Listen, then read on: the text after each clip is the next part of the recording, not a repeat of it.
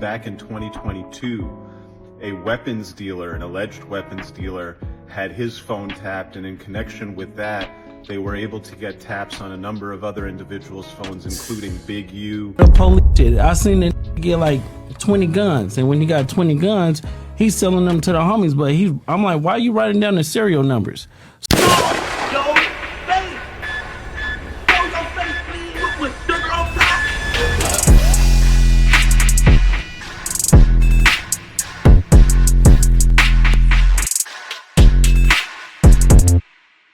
Alright y'all, now this really isn't an update, but this is more like clarification when it comes to the RICO case involving Bricc Baby, Big U, and other Rolling 60s members.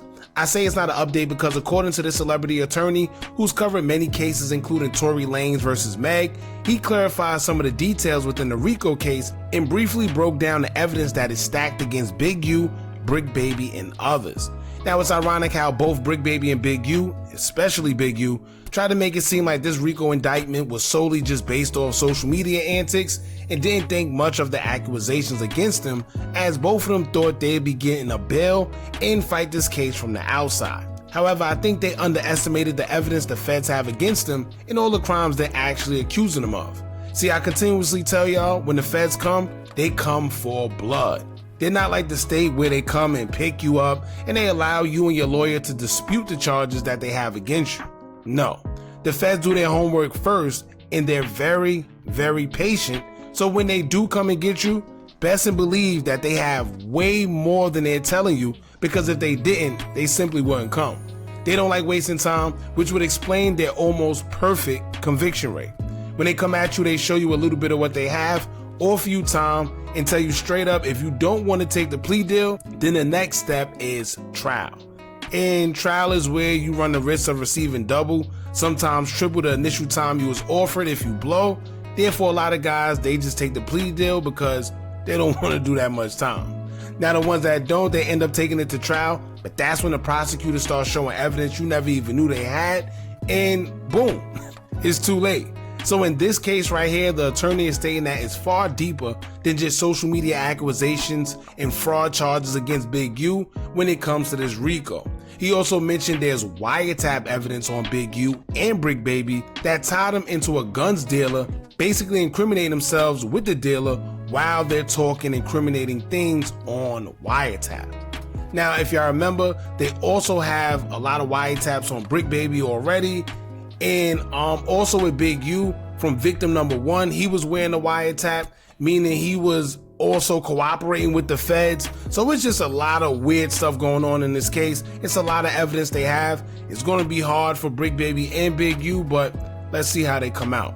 In the meantime, let's get into what this attorney have to say. Make sure y'all hit that thumbs up button so we can get this video into the algorithm. And if you're not subscribed to the platform already, make sure you do so now. Let's get into it. So everybody's reporting this today as new news that the feds have all these communications, intercepted phone calls. This is actually old news.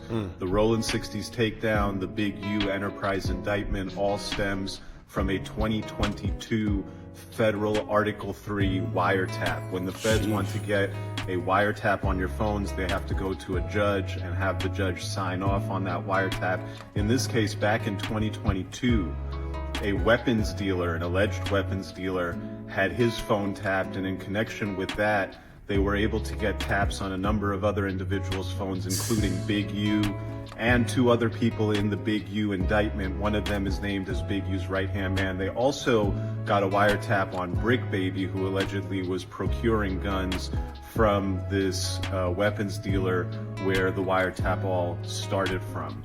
See, so like I told y'all, when the feds come, they come for blood. You hear what he just said? This is something stemming from 2022. We're now in 2025. Now, they could have been struck because they feel that they already had evidence, especially when you got wiretaps, because it's kind of hard to say, oh, that's not me, when you're on wiretaps talking incriminating things to another individual, right? So they had all this since 2022, but you know what they said? They said, nah, wait, let's just wait. We're going to get more. And that they did. But aside from that, right, the number one rule always been you never talk on the phone. Big Meech lasted as long as he did because he never spoke incriminating things on the phone. However, they got his brother, in which his brother led to all of them getting taken down, right? Now, the mob also implied that rule, but that's street code number one, where you just don't speak on the phones. But you never speak on the phone. And also, if they do have a confidential informant, which I think they do, that means they also have them on those wiretaps where somebody probably was wearing a wire around them, and they have them saying very incriminating things as well, as far as the confidential informant. So yeah, I mean, these headlines are probably spot on accurate. There's probably tens of thousands of telephone calls that were intercepted and reviewed. Remember, there is both a Rolling 60s takedown and a Big U indictment. The Rolling 60s takedown involves several arrests across all types of individuals. I think there's more than 30, 40 people involved. Bricc Baby is one of the individuals who was arrested as a member of the Rolling 60s, but he's in a separate indictment. The Big U indictment is separate. It's a subset of what they claim are Rolling 60s members that fall all under the Big U set. Damn. And that's specific to Big U, and there's just 7 people named there. One of them is Loose Cannon. Loose Cannon did not have his phone tapped, although question whether you really need to have his phone tapped, given how loose he is with his content on the internet. So yeah, old news here. You see what he did there? He said, do you really need phone taps or wiretaps on Loose Cannon's phone when Loose is very loose on the internet already? You see what I'm saying? And this is why I always say, do not bring street business on social media. You may think you're not doing nothing wrong, and whatever you say may not be enough to convict you. However, it is enough to get a conspiracy charge, to get you wrapped up in other charges, whether you get convicted or not. But who wants to go through that process? Now, he just mentioned Loose Cannon, Bricc Baby, and Big U.